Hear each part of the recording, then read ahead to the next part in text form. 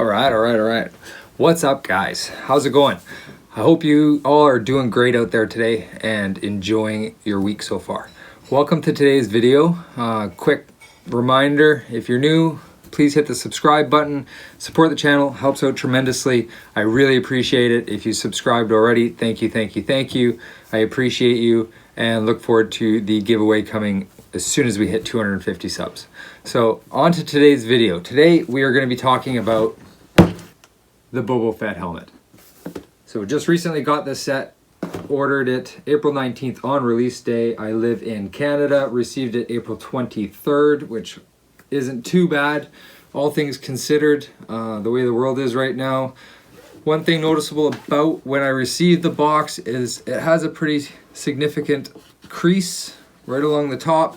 Not a huge deal for me because I am going to be opening and building this set, but I know it's concerning to some people when they receive a brand new box and it's damaged, because that matters to some people. So, and I've actually seen a bunch of posts on other boxes, helmet boxes, that seem to be pretty damaged as well, which I don't know. I don't know if that's just a common theme with this style of box, or if it's just they're so busy and short-staffed that things are getting a little bit more mistreated. We'll have to wait and see. So onto the set. We're looking at official Lego set 75277.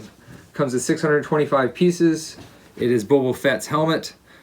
It is pretty simple box design, which I love. Recommended for ages 18 and over, which I believe to be a twofer.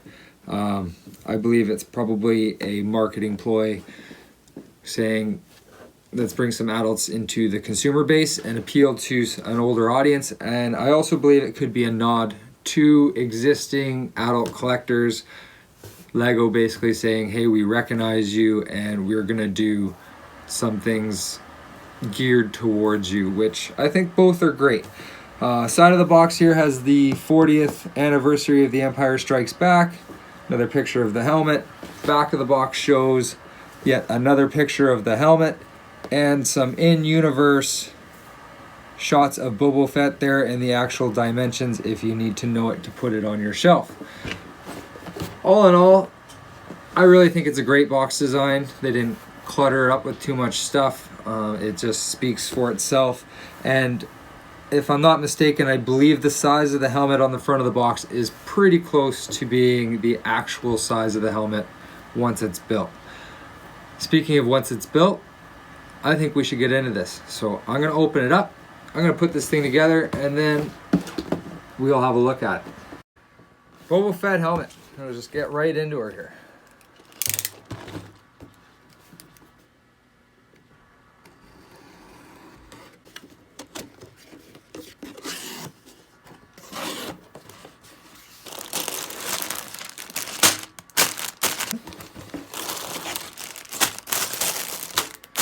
Bag 3.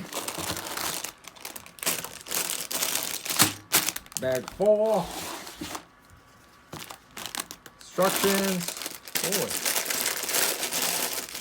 Bag 5. Bag 2.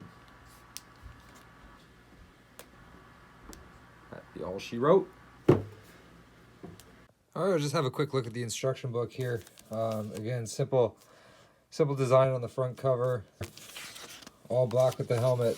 First couple pages, they have some reading. Feel free to pause that if you want to read it.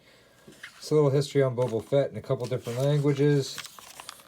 A detailed description on how to use your brick separator, what each bag is going to provide for you throughout the process, and then your standard Lego instructions. Always beautiful. Love the background. The black background on these really makes the images pop, in my opinion. So nice job on the black background on the instructions. Could go for more of those. And the back of the instructions, it'll feedback and win action, and just your standard parts list and inventory for the set. So all in all, again, Lego knocked it out of the park with this instruction book.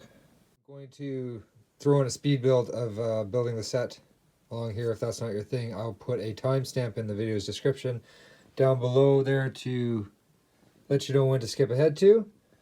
And if it is your thing, enjoy the build, and we'll talk to you after.